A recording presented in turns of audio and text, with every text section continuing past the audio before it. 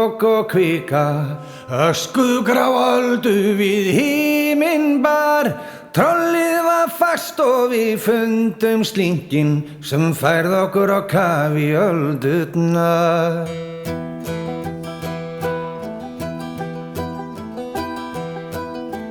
Vírarnir strekktir sem strengir á gítar, lögðumst á hliðina ofurhægt. Síðan hvinur í lofti vírarnir brustu, augnablik var eins og hafði lægt.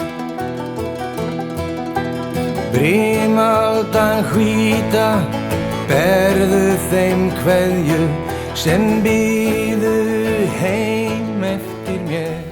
Heyrðu, hún viðamikil og þetta 3 daga hátíð sem byrjar okkur á föstudeginum og á föstuskvöldinu 16 ára dansleikur í Tjarnarborg og síðan dagskrá allan laugardaginn, allan sunnudaginn, hefst á laugardaginn með golfmóti og dorgveiðikeppni fyrir krakka. Síðan sigling sem mjög vinsælt í boði Rammans, væntanlega með Sigurbjörgum og grill á eftir og síðan hefst bara þessi hefðbundna keppni okkar, kappróður milli sjómanna og annarra.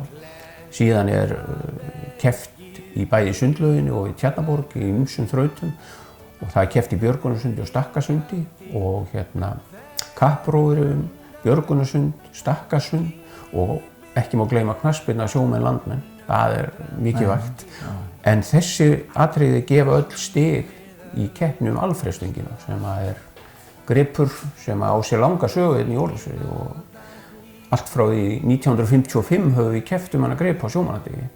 Stórglæsilega verðlaunagrip og það þykir mikill heiður að vinna þennan grip. Og hann var gefinn af þeim Rögnvaldi Möller og Guðmundi L. Þorsteinssyni, þessi gripur, árið 1955 og það enn verið að keppa eftir upphaflegu reglunum og öllu fylgt eftir og allt hefur verið skráð öll þessi ár hverjir unna fyrst og annað alveg frá upphafi. Þannig að þetta mjög skemmtileg saga í kringum þetta. Þetta svona eina af þessum hefðum. En við gerum meiri heldur en að vera bara með hefði við keppum í ýmsum þrautum sem við koma sjómennsku, bæði netabættingum og öðru og síðan erum við náttúrulega bara skemmtanir við erum með útiskemmtun í Tjarnarborg á laugardagskvöldi. Þar koma fram landsþekktir skemmtikraftar og síðan á sjómannadaginn sjálfan þá hefst hátíðin með skrúðgöngu frá Hafnarvoginu í kirkju.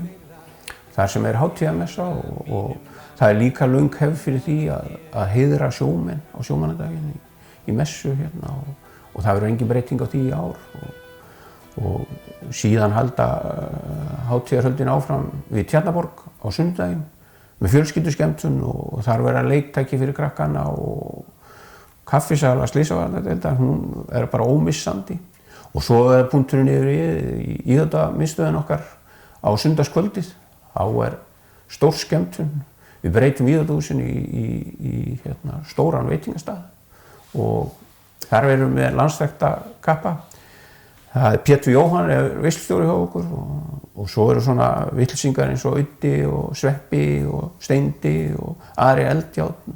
Ég held að þetta sé bara landslið og svo endar þetta með stórdansleik og þar erum við með söngvara á borð Regínu Ósk, Matta Matt og Magna Ásgeirs og náttúrulega úrvals hljóðfæraleikara.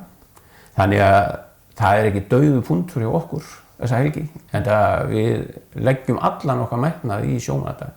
Sjómannafélag Ólafsfjarðar búið að sjá þennan dag síðan stutt eftir síðustu aldamót. Þá var þessi dagur farin að drabbast aðeins niður en við ákvaðum að taka hann og erum margir búin að leggja mikla vinnu og tilbúin að leggja mikla peninga og þessi sjómannadagur okkar bara einna stærstu hátíðistöðum ársins og við ætlum að halda því áfram. Það síðasta mínúta, krakkar! Við kletta bergið beið okkar gröfin eða tjaldi þennan dag. Skipið Það hún Silja Líf. Og við hvernig veðrið á þetta hæfilega 66 og norður þeir styrkja okkur árið og hún fær þessa glæsilegu veltinga. Vel að mikið. sem bíðu heim eftir mér. Segðu þeim ég hafi hugsað til þeirra og í huga mínum Nú hefur sjómannadagurinn verið haldinn í Ólafsfirði í 70-80 ár. Hvers vegna hann svona mikilvægur? Já, sko sjómannadagurinn á Íslandi á 80 ára afmæli á næsta ári og þannig að við, eftir því sem að okkur skilst, þá hefur hann verið haldinn hátíðlegur hér alveg frá upphafi. Það voru slysavarnarmenn og konur sem að tók að sér að halda þennan dag hátíðlegan fyrstu árin og sagan segir okkur það að þetta hefur frá upphafi verið stór hátíðisdagur hér þó að hlutinni hafi vissulega breyst mikið en það er náttúrulega bara augljóst mál og allir sem þekkja svona stað eins og Ólafsfjörð sjávarþorp þá tengist sjómennskan, það er allt sem tengir sjómennsku. Það er fiskveiðar og sjómennirnir og skipið og allt þetta pláss okkar hefur alltaf snúist þetta. En svo getum bara sagt í einföldu orði að sjávarútvegur og hefur alltaf verið súrefni þessa samfélags. Við hefum aldrei þróast sem samfélag öðruvísina út af sjósókn og öðru og þannig að það er eðlilegt og stór hluti íbúanna vann við eitthvað tengd sjósókn eða fiskvinnslu. Þannig hefur það alltaf verið og við verðum alltaf að horfa aðeins tilbaka og meta og þakka fyrir þeim mönnum sem á undan okkur fóru og byggðu upp þetta pláss og það er ekki bara það að ég hef oft hugsað það að sjómannadagurinn, upphaf hans og til hvers hann var stofnað, hver meiningin, hún var ekki bara það að sjómenn kemur saman og skemmtu sér.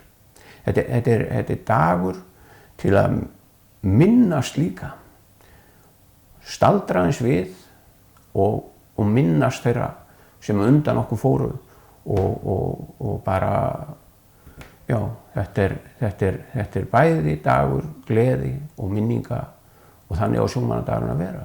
Já, það má kannski minna á það að Ólafsfirðingar voru fyrstir á landinu til þess að heiðra minningu drukknaðra sjómanna og þar var reistur minnisvarði.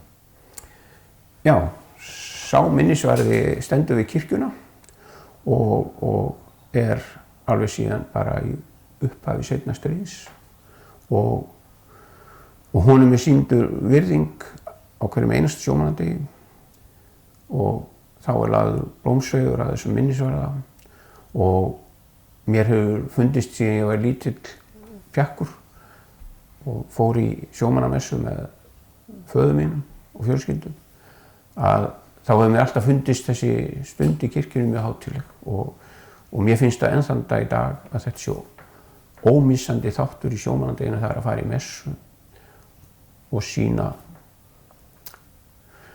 virðingu og þakklæti.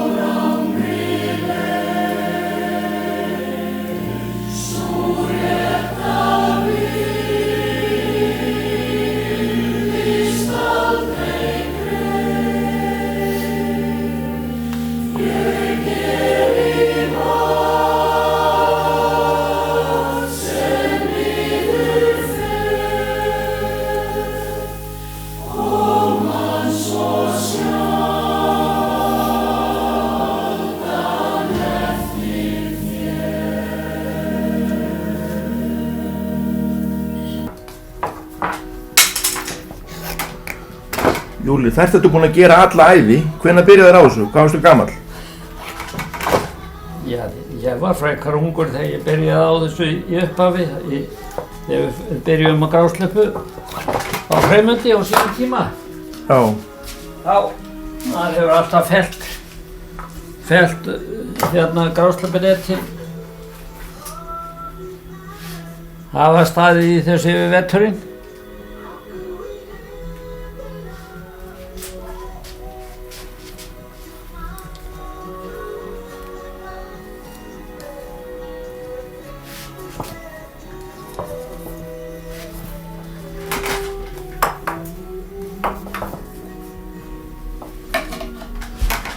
Sjómannadagurinn, var hann alltaf hátíðlegur? Já, hann var hjá mörgum hverjum. Já. Þá var hann það. Vegna þess að þetta var nú hérna eins og þetta var þegar maður var ungur að þá var þetta bara sjómannspláss. Já. Og menn höfðu flestir lífsviðið væri sitt af sjómennsku. Já. Svoleiðis að hann var, þetta var náttúrulega svona stór dagur í lífi fólks. Já. Hann skipti máli eins og 17. júní eða Já, hann gerði það. Aðrir dagar. Það var náttúrulega alltaf haldið eitthvað upp á sjómannadaginn. Já. Það var það. Já. Og Ólafsfirðingar eru nú ennþá duglegir að halda upp á sjómannadaginn, eitt af sveitarfélögunum. Já, sjómannafélagið, þeir eru mjög öflugir og hafa verið, það má segja, eins og ég sagt, í fararbroddi, mér hefur nú svona fundist víða kringu landa, það er ekki haldið neitt upp á þetta. Nei. Þetta er eitthvað á örfáum stöðum. Já. Eða fellan.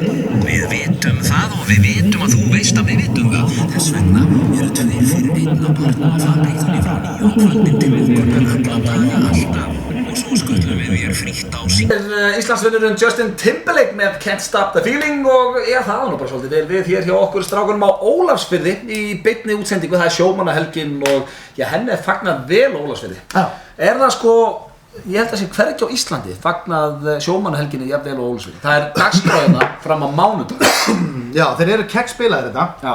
Og ég fíla það. Þess vegna eru þeir að fá okkur hérna, við ætlum að vera þetta alla helgina. Já. Og skemmt okkur með heimamönnum og vonandi gestum, vonandi eru fólk frá öllum firðum og helst frá Reykjavík komið líka. Við erum líka búin að hvetja fólk frá, bara öllu Norðurlandinu til að kíkja á ball í kvöld, sveitaball með FNÍ blöð.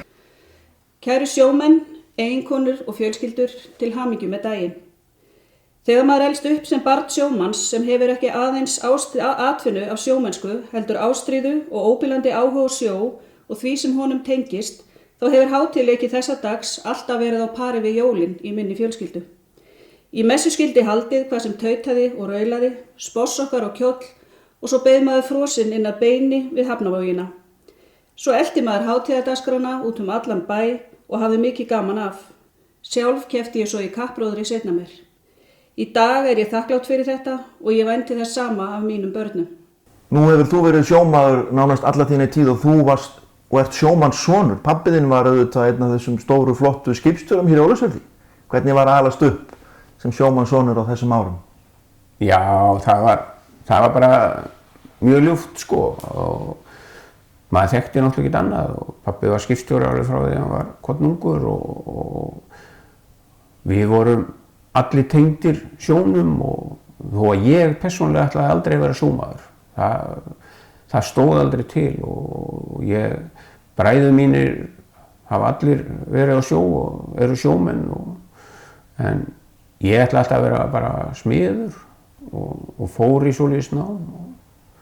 En síðan bara æxlaðist það þannig að ég fór að pröfa þetta og fór hérna á gömlu Sigurborginni eina loðnuvertíð og einhverja túra á trollið og svo kom þessi nýja Sigurborg skuttogari 1979 og þá bauðst mér plássar og ég ákvað að pröfa og ég var þar í 35 ár þannig að það var eitthvað sem togaði bara, það bara var ekki aftur snúið. En að alast upp hérna á Ólafsfirði var bara mjög gott, algjört frjálsræði og maður bara gerði það sem manni sýndist og var bara blautur og drullugur alla daga, það var bara ljúft. Ég hef fætt heim hjá ömmu og afa á Hauganesi í byrjun desember. Þá var pabbi skipstjóri á Sólberginu. Milli jóla og nýjárs fer ég í mína fyrstu sjóferð rétt 3 vikna gömul. En pabbi sækjur okkur mömmu og Gretar inn á Dalvík því múlinn hann var kolófær og siglir með okkur heim í Ólafsfjörð. Og það var ekkert annað að velja en að sigla. Við vorum svo sett í land og hann fór á sjó og var úti áramótin. Svona var þetta bara og við því var ekkert að segja. 4 ára fer ég með pappa á Sólberginu inn á Akureyri en Sólbergi var að fara í slipp. Ég man nú lítið eftir þeirri sjóferð. En mér sagt að ég hafi setið í fanginu á pappa í skipstjórastólinum og einhver tíma spyr ég, því stekkur báturinn svona? Og svo hafi ég ællt yfir hann allan. Sjóveiki hefur alla tíð háð mér. Einhver tíman var ég spurðaði hvort ég væri virkilega sjóveik og pappi minn skipstjóri. Trollið þeir draga alla daga. Trollið þeir draga alla daga.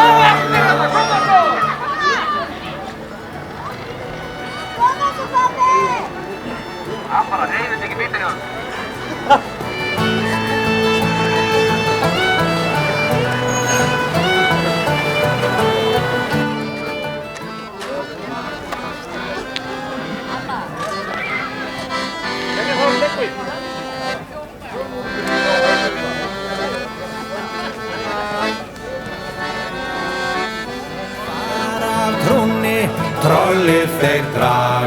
Trollið þeir draga alla daga. Trollið þeir draga alla daga. Dagur og nótt splæsast saman, spurningin þetta gaman. Trollið þeir draga. Það bara dagur svona samstöðu og svona tilbreytingar, dagamunnar.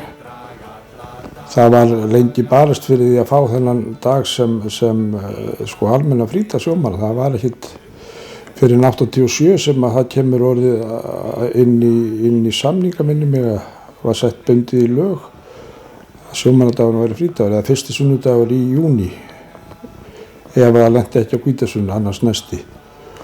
Og uppalega þetta bara til að efla samstöðu og baráttu vilja sjómanna og berjast fyrir sínum kjörum og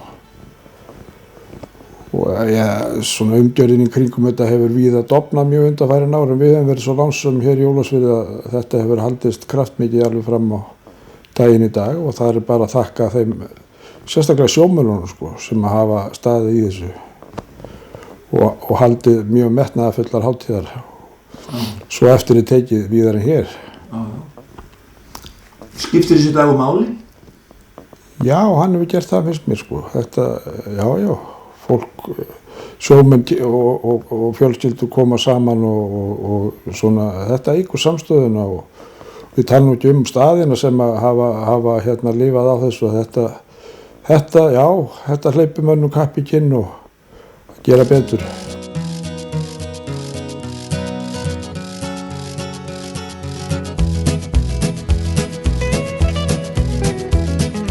Dunandi, brunandi, brimaldan grá, berjandi, merjand af hamslausri þrá, skólar skipi að landi, skólar skipi að landi, æsandi, hvæsandi, hendi sér á, læjandi, æjandi, veltur svo frá, skipi sem skelfur í sandi, skipi sem skelfur í sandi. Hólega, rólega, hjalar við stein, blíðlega, þýðlega, þekur hún bein. Þar að faðmi köldum,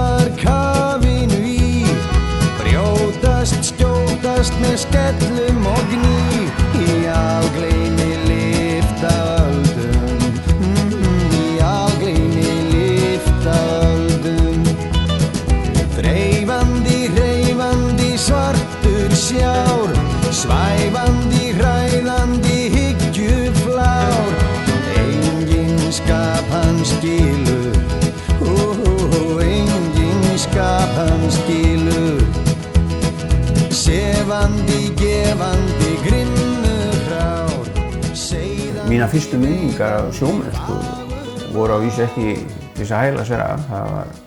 Ég var bara smá gutti og var búinn að væla í afa sem átti litla trillu hérna, Baldvin Jóhannesinni, að ég fengi að fara með honum hérna út á fjörð, fiska.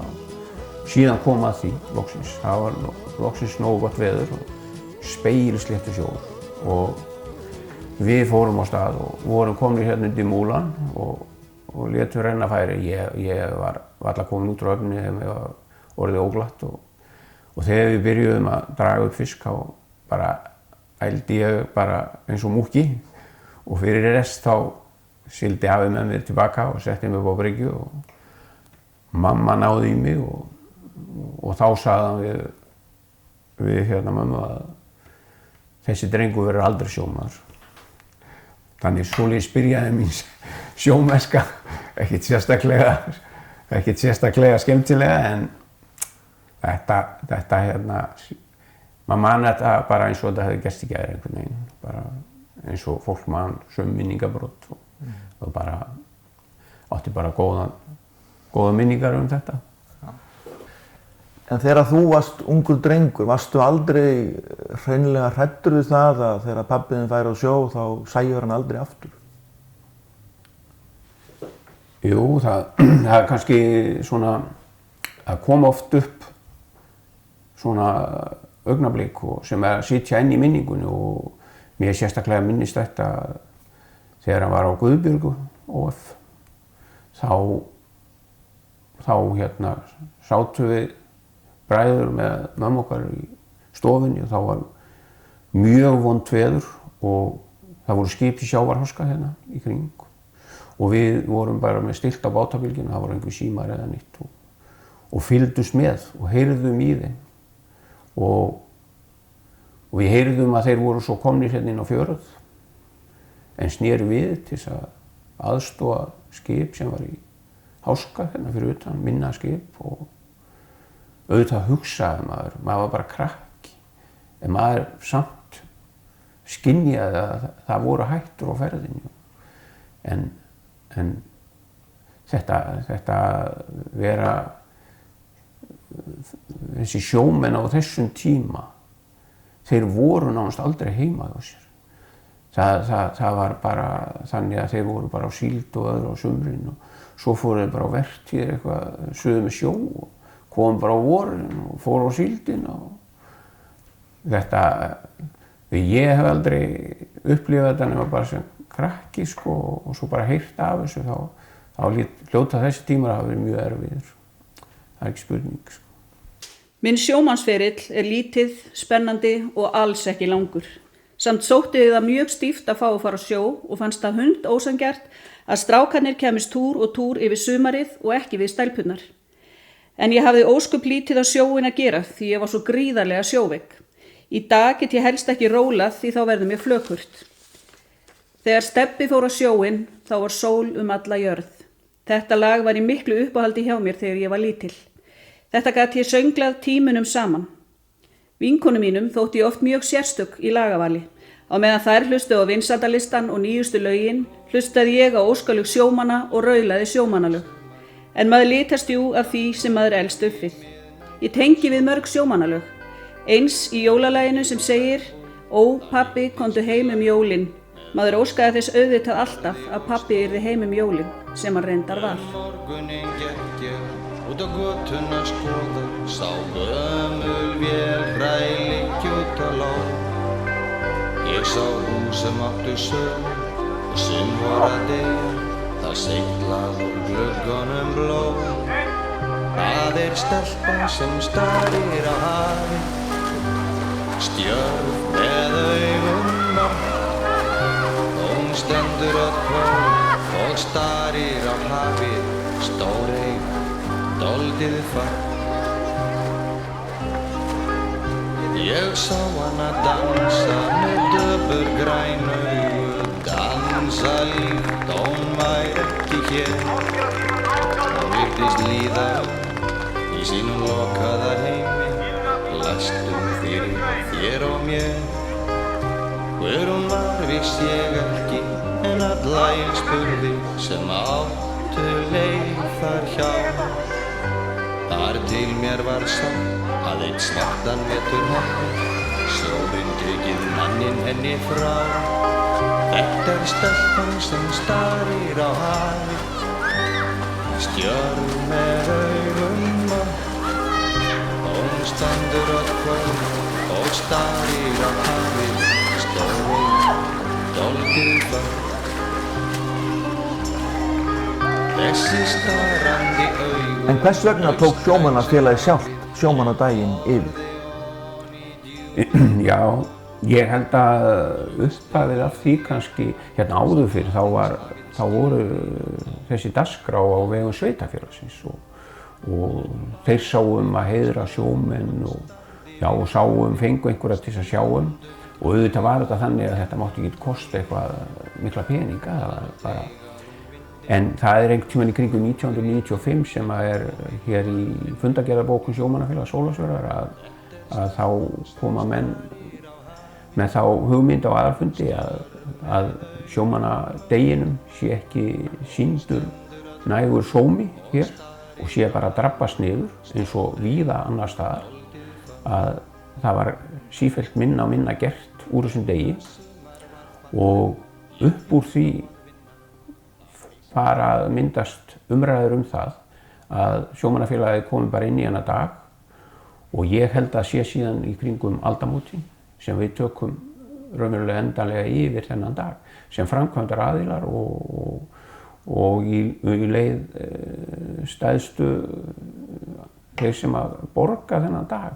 Við gerum þetta með styrk sveitafélagsins og ýmissa fyrirtækja en Sjómannafélag Ólafsfjarðar er langstæðsti styrktaraðili þessa dags og bakkjarl ef eitthvað bakslag kemur í þá eru það við sem stöndum skil á þessum degi og við höfum bara fengið og þetta hefur verið þannig að við erum bara með mjög gott fólk sem vinnur að þessu. Það eru menn sem eru bara tilbúnir að leggja gríðarlega mikið á sig fyrir þetta og til dæmis núna eru sömu mennirnir að fara 7. skipti í sjómannadagsráði, þeir sem að sitja saman þessa dagskrá og annað og leggja mikla vinnu og metnað í þetta og þetta er ekkert sjálfgefið, við sjáum bara víða í sjávarplássum út um landið og meira sér stórum sjávarplássum að það er sáralítið gert fyrir þennan dag en við erum bara ákveðnir í því að við ætlum að halda sjómannadeginum lofti og hjá okkur heitir hann bara sjómannadagur líka. Það eru nú ekki allir sammála en mér finnst það sem er farið að kalla sjómannadaginn einhverjum allt öðrum nöfnum heldur en sjómannadaginn þá er allt spurningir það fyrir hverju stendur sjómannadagur. Hann stendur fyrir ákveðn. Upphaf sjómannadagsins er alveg ljóst þeir sem að komu þessum degi á sem síðan var ekki lögfestu frídagur fyrir 1987 með lögum frá Alþingi. Þannig að saga þessa dags er nær alveg aftur til 1933 held ég að sé rétt hjá mér og þegar að menn fóru og það var held ég Henry A. Hálfdánason sem þá var loftskeytamaður sem var frumkvöðull að því að menn fóru að ræða það að stofna sjómannadag og síðan þróaðist það og sjómannadagurinn á Íslandi fyrst haldinn hátíðlegur 1938 og þar á meðal hér í Ólafsfirði og hérna þannig að það er að skella á 80 ár og við erum ákveðnir í að halda þessu áfram hér og bara gera enn betur. Þessi dagur á alla okkar virðingu skilið. Hvaða sjómannskona eða sjómannsbarn kannast ekki við bryggjurúntana? Við ferðumst töluvert sem krakki og gistum þá ýmist í tjaldi eða tjaldvagni. Og það var ekki þá byggðarlag eða krummaskuð þar sem ekki var tekinn bryggjurúntur. Kíkja á bátuna, spá og spekulera. Ég man hvað mér þótti þetta oft hundleiðinlegt, en svona var þetta þegar að menn hafa bæði ástríðu og bullandi áhuga á vinnunni. Eins man ég til þess að við vorum einhver staðar stödd og pabbi vissi að báturinn var að koma í land að þá yrðu við að fara heim. Hann yrði að vera heima. Ég man eftir því að hafa sagt við hann að báturinn kæmist alveg á sjó þó að hann stæði ekki á bryggjunni.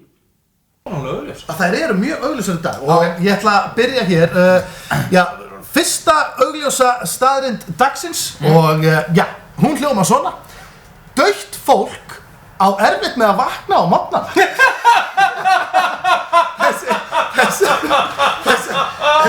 Þessi góð. Ég meina, hvernig ætlar að vakna á döð? Ég meina, þú ert bara í einhverju kistu og Þú ert erfitt með að vakna bara á þú getur ekki vakna. Það þarf ekki betta. Nei, sko, Rikka fannst þetta ekki svona. Þú getur raulað betta. Gæi, kistur þið bara. Það myndi allt í einu opna augun.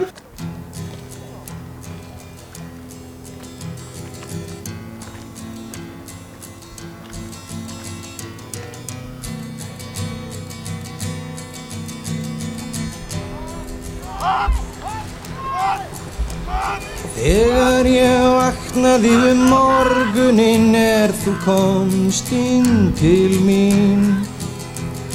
Hörund þitt eins og silki, andlitið eins og pústulín.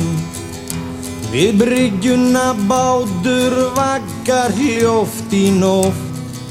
Mun ég deyja? Mig dreymdi dauðinn, sagði komdu fljótt, það svo margt sem ég ætla þér að segja. Ef ég drukkna í nótt, ef þeir mig finna, þú getur komið á mig sótt, þá vil ég á það minna.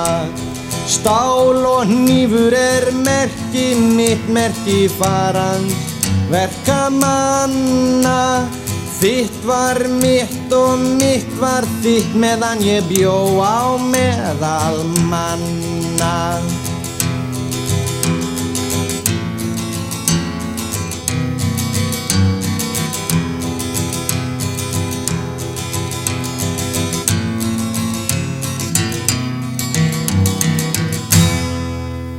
Pabbi var sjaldan heima þegar ég átti afmæli. Þá fékk maður skeyti frá póstinum og það fannst mér æði. Svo var ekki símasamband nema endrum og sinnum. Gufunesradio, Sólbergi að hringja. Svo fékk maður samband. Það var talað í húsnúmerum og bílnúmerum því ekki mátti aflaverðmæti fréttast. Að hugsa sér að svona hafi þetta verið. Það var þvílík bylting þegar NMT símarnir komu. Ég tala nú ekki eins og þetta í dag. Þegar menn komast á netið og eru í sambandi við fjölskyldu og vini nánast daglega. Svo voru það siglingarnar, maður minn.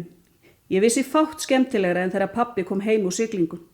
Eftirvæntingin að stökkva borð og sjá allt góssið sem keypt var. Gósið, Macintoshið, nammi, niðursuðuvörur, dúkkuvagnar og hjól. Þetta var eins og að ganga inn í gullnámu. Í þessum ferðum keypti pabbi jólafötin á okkur krakkana og kjól handa mömmu. Já, okkur skorti aldrei neitt.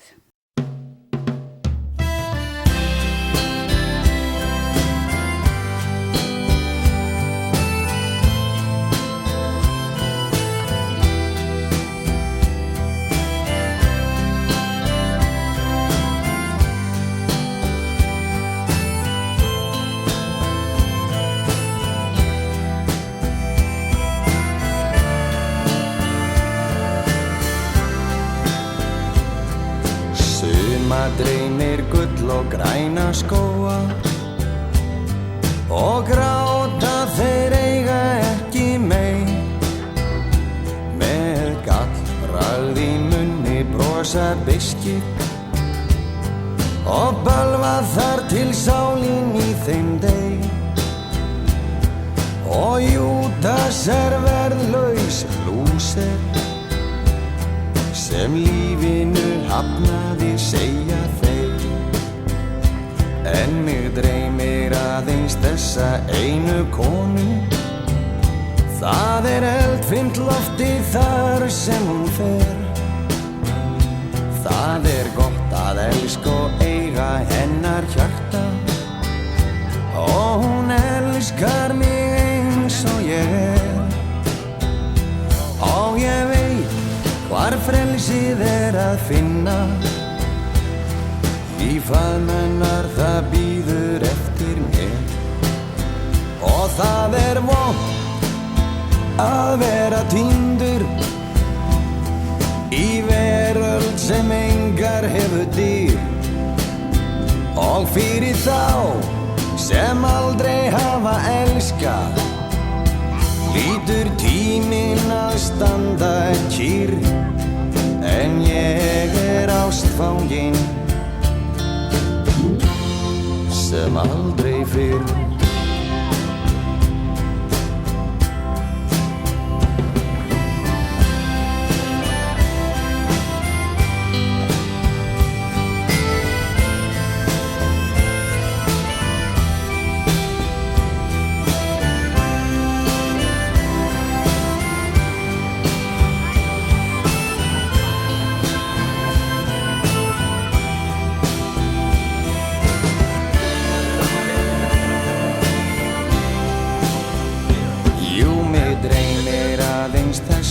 Einu konu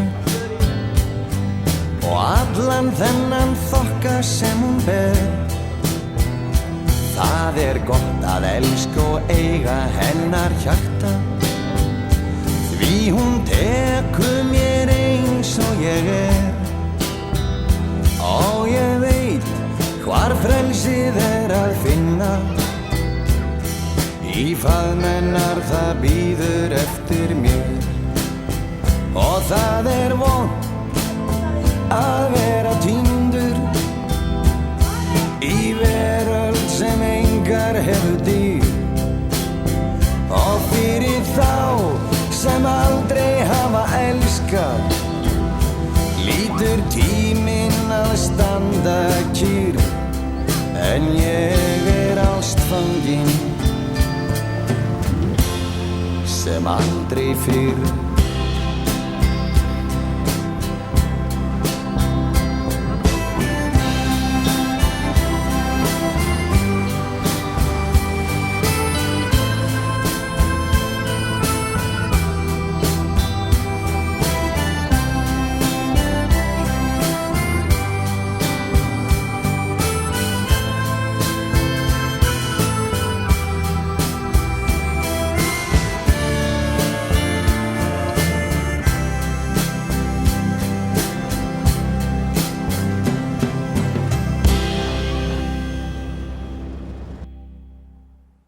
Ægir, nú hafa sjómenn lengi verið duglegir við það að styðja íþróttalífi í Ólafsfelli.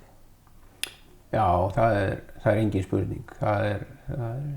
Sjómenn hafa einhvern veginn alltaf, frá því ég byrjaði að sjóða, alveg gríðarlegur áhugi fyrir öllum íþrótt og kannski nærtækast knattspyrnan og við fórum náttúrulega í gegnum alveg gríðarlega blómaskeið hérna á Ólafsfirði með lyftur á sín tíma og það smitaði náttúrulega út í allt samfélagið og sjómenninni tóku virkan þátt í þessu og það sem að náttúrulega mér nærtækast að við borð í Sigurberg OF að við stofnum stuðningsmannafélag sem við skýrðum Nikolás.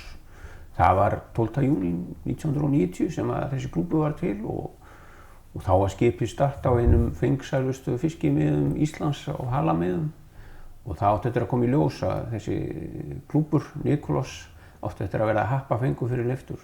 Ja. Það var sérstaklega gaman að starfa í þessum hóp. Við vorum ekki margir.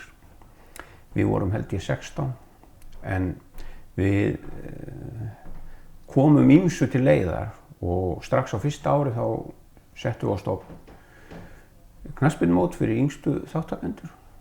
Hét þá fyrsta ári krílamót Nikolásar og eftir það bara Nikolásamót og var fyrir yngstu keppendurnar upp í 5. flokk og við sjómennirnir við stóðum að þessu mót í tæp 20 ár en þetta félag það gerði ýmislegt og við vorum mjög ötulir í að afla peninga og tekna og styrkja knattspyrnuna og skíðin og bara íþróttastarfið og þetta var alveg bara sérstaklega gefandi að vera í þessu. Þetta tók að veturinn fór í það að undirbúa knattspyrnu bara einhvers staðar út á sjó. Þetta var svona svolítið sérstakt en mjög skemmtilegt og það eins og ég segi 1990 stofnuðu þetta en þessi gríðarlega áhugi á fótboltanum hann náttúrulega kemur með velgengur í Leiftur vinnur sig upp í efstu deild úr 3. deild haustið 1987 keppir Leiftur alveg hreinan úrslitaleik við Þrótt í Reykjavík sæti í efstu deild sem bara var eitthvað ótrúlegt bærinn hérna hann bara tæmdist það var enginn að vinna hérna bara fór allir til Reykjavíkur á Þróttaravöll til að horfa á þennan leik og taka þátt í þessu og þetta var ógleymanleg stund og það voru fjölmiðlarnir á þessum tíma sem að fjölluðu mikið þennan leik og eitt atriði sem ég langar að nefna var að það var viðtal við fyrirliða Þróttar fyrir leikinn þar sem að hann lýsir úrslitunum að Þróttur vinni þennan leik og hérna þessi ágæti drengur hann hét Nikulás Jónsson fyrirliði Þróttar og 2 árum seinna þegar við stofnum Nikulás og vorum að leita nafni þá var einn félagsmaður sem sagði hvað hét hann þessi draumamaðurinn þarna hjá Þrótti hét hann ekki Nikulás og þar með var nafni komið auðvitað bara Nikulás stuðningsmannaklúbbur vegna þess að okkar menn hlustuðu á þetta viðtal að þeir myndu tapa leiknum og það eiginlega bara þjappaði þeim meira saman. En sjómannskonurnar eiga líka mikinn heiður skilin. Tíma þá var ég líka sjómannskona. Þá sá ég að þeirra líf var ekkert alltaf dans á rósum. Þær halda í horfinu heima því þar heldur lífið í sinn vana gang. Það þurfti að elda, þrífa, baka, láta liði læra, aga og siða, halda reglu og rútínu og það var ekkert alltaf auðvelt. En svo kom pabbi í land og þá kunni maður öll triksin. Vissi að það var betra að fara beint til hans ef mann vantaði eitthvað því hann sagði yfirleitt já. Vissulega gat það verið ósanngjarnt. En eins og hafið getur verið gjöfult og sjarmerandi við ákveðnar aðstæður og spennandi að þá getur það líka tekið. Og í sjávarplássum eins og Ólafsfirði hefur það vissulega gerst. Menn fóru út af morgni og ætluðu sér vissulega að koma heim aftur að kvöldi en það fór því miður ekki alltaf svo. En sem betur fer með bættari skipaflota, flottari tækni í fjarskiptum og öðru að þá hefur þeim skiptum farið fækkandi. Þær ekkjur sem eftir stóðu, jafnvel með lítil börn, eiga skilin heiður fyrir dugnað og elju. Þar stendur mér eitt atvik nærri og hef ég alltaf borið mikla virðingu fyrir þeirri konu. Kæru vinir, njótum dagsins sem mest við megum, þeir félagar sem hafa séðum að skipuleggja þessa dagskrá, svo við hin megum njóta eiga heiður skilin. Vel gert, Hjálmar!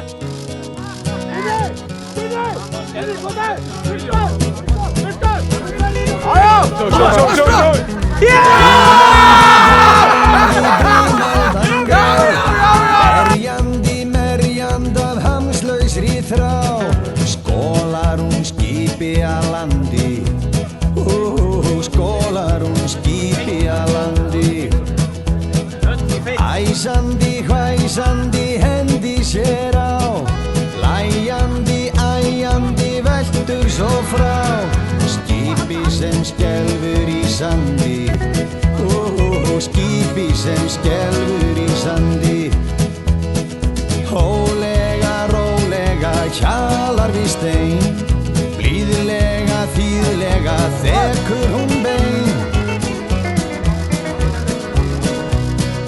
þar að faðmi köldum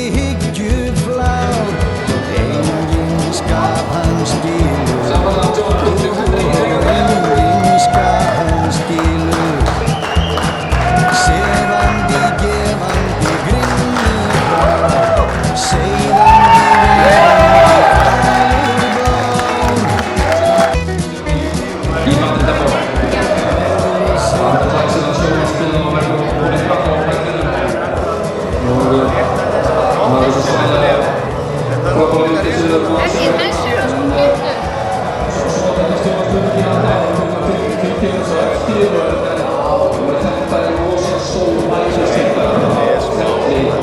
Þetta er geggjað!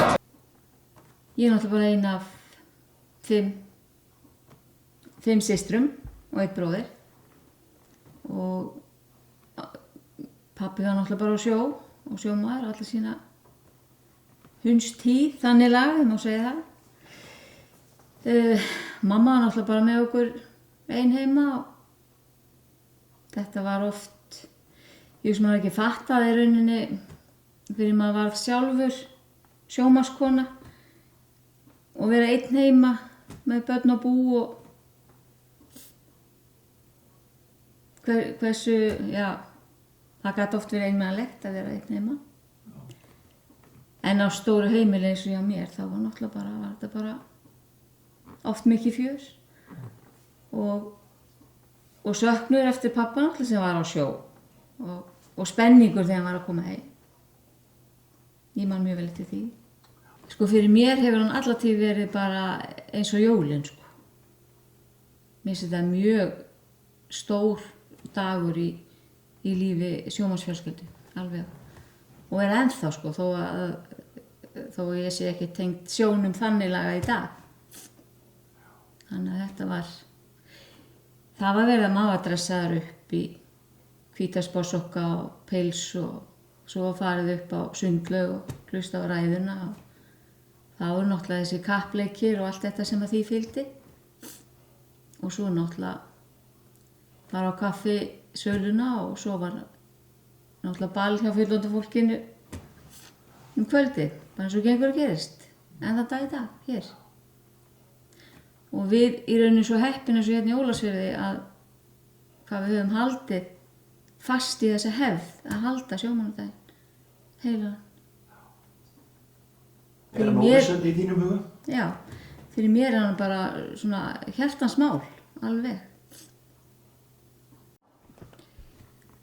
Gummi minn fór á sjóinn svona, öllum að ávurum, þannig lagað og var á sjónum alveg það til að við, sem sagt, fjölskyldan seljum okkar skip.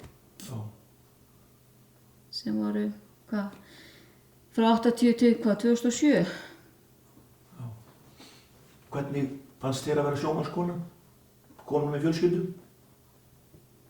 Ég náttúrulega ólst upp sem sjómannsdóttir og fyrir mér var þetta bara ósköp eitthvað eðlilegt. Þetta var ekkert, mér fannst þetta aldrei neinn kvöð þannig lagað. Pabbi hefur alltaf tíð verið mikill blóma og garðamaður og veit fátt skemmtilega heldur en að vera í garðinum og brasa og mamma með honum þegar hún hafði svo sem heilsu til. En þetta skeiði fyrir, já, bara á fyrstu árunum eftir við fluttu í Rannabyggðina. Þá er eflaust svona kalt vor eins og er núna. En pabbi, það varð að vera búinn að koma niður sumarblómunum fyrir sjómannadaginn. Og hann kaupir hana stjúpur og fjólur og eitthvað og setur meðfram stéttinni, nýbúið að steypa stéttina út á götu. Og þau fara svo á ballið. Og þegar þau koma sem sagt út á ballinu nóttina, þá hefur snjóað svona töluvert. Bara einhverja sentimetra, þannig að þegar hann kom heim, þá voru öll sem sagt blómin við stéttina komin á kaf í snjó. Og hann bölvaði örugglega vel á sinni vestfisku og steytti hnefann upp í loftið og sagði líklega betur þú getur tekið þetta og tróðið þessu þangað sem þú veist. Og þegar hann sem sagt sofnaði eða var komin upp í rúmi kvöldi þá sagðist mamma hafa farið og krossaði hann í bakhof fyrir að hann skildi hafa steytt hnefann upp í loftið. Á líklega betur. Pabbi var að koma semst í land og við var að leika mér út í bæ og var búin að ákveða að ég ætlaði að fara semst niður á bryggju og taka móti pappa. Og með mér var frænka mín, Margrét Björnsdóttir, Magga Hugrúnar, svona kölluð. Og hún vildi endilega fá að koma með mér líka og allt í lagi með það. Svo löpum við þarna og sól og gott veður og við sjáum hana þegar við komum að bryggjuna og séum pappa hana stökkva í land og við fyrir eitthvað svona hlaupa stað og þó Margrét væri ári yngri en ég, þá var hann svona dálítið stærri en ég og hlaupalegri, þannig að hún fór sem sagt fram úr mér og ég var alveg í einu sprenga á eftir henni því hún átti sko ekki að vera undan að heilsa pappa þegar hann kemur á sjónum. En hún náði, hún var á undan og ég gleymi aldrei þessari tilfinningu þegar ég sá hana henda sér í fangið á hann bara Simbi, komur í land. Þetta var, já, það var mjög sárlítil dóttir sem stóð þarna á eftir. Það hafi ekki getað komast í fangið á pappa. En Ægir, hvað kom til að þú tókstu þessu starfi og í hverju felst það? Já, það var 2014, eftir áramótin, þá var mér ljóst að sjómannsferli mínu væri að ljúka á næstu mánuðum. Ég var mjög slæmur í baki og svona, með ýmis stoðvandamál og var svona bara að undirbúa mig undir það að ljúka þessu og hafði ekkert val með það og var svo sem ekkert að leita mér að neinni vinnu ennþá. En það í mars þá var góðu vinur minn, Guðmundur Garðarsson, búinn að vera formaður hér stutt. Fyrrverandi mikill íþróttamaður og við kepptum saman í fótbolta með Leiftur í gamla daga og hann var síðan sjómaður eins og ég og stýrimaður og skipstjóri. En Guðmundur lést hann í mars langt fyrir aldur fram og í framhaldinu af því var ég beðinn að taka þetta starf af mér, þannig að það gerðist allt mjög skyndilega og ég tek síðan við þarna nokkrum dögum seinna og hef unnið hér síðan og hérna starf forma sjómannafélags, það felst í svona daglegu rekstri félagsins. Það bara þessi eini starfsmaður, formaðurinn eini starfsmaður félagsins og við erum til dæmis með orlofsíbúðir í Reykjavík sem við leigjum út og það þarf að sjá um það og allt sem við kemur félagsmönnum og bókhald félagsins. Þannig að þetta mjög fjölbreytt og síðan bættist við hjá mér að haustið 2014 var ég kosin í framkvæmdastjórn Sjómannasambands Íslands og hef starfað þar síðan. Þannig að það heilmikið ferðalag og annað í kringum það. En ég hef alltaf haft gaman að þessu og haft mikinn áhuga á réttindamálum og kjaramálum sjómanna. Verið var í áratugi trúnaðarmaður á Sigurberginni og þannig að ég svona þekkti hluta af þessu. En þetta mjög fjölbreytt og áhugavert og heldur manni vel tengdum við sjóinn og sjómenn. Það í endalausu sambandi og þannig að mér líkar þetta mjög vel. Til hamingju með daginn, sjómenn! Herðu, þetta ekki hægt svona. Við vorum ekki kynntir inn. Það ekkert verra en að labba upp á svið og segja hæ, hvað segir ekki stuð? Vilt þú kynna okkur inn? Á ég að kynna okkur inn? Ok, hvað ég að vera?